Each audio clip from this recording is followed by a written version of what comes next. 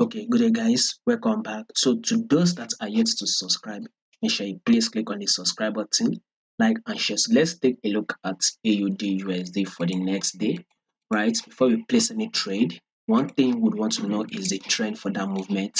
Is it an uptrend move? Is it a downtrend move? Or is it a ranging market move?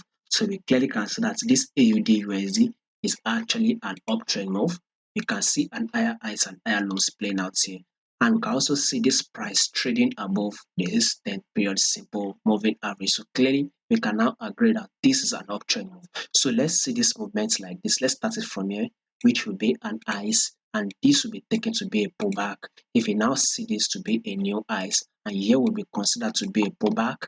If you take a look at this again, a new ice being formed, and we can now take a look at this to be a pullback. Now we will be expecting a new highs on this AUDUSD. So today we actually had a bullish move. For the next day, let's expect a similar movement, which means a bullish move should actually play out.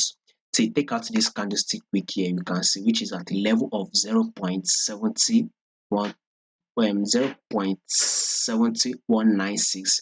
So that is the level we should watch out for the next day for AUD USD should actually take out, which is a level of 0.70196. And then let's see this 4-hour time frame.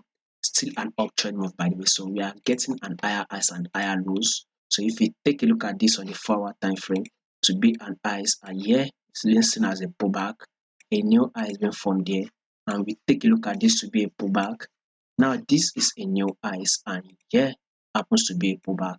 Now we will be expecting a new highs to be formed for the next day. So at first, before the new highs to be formed, we need to take out this previous high. So this is the level why we are watching out for this AUD USD for the next day.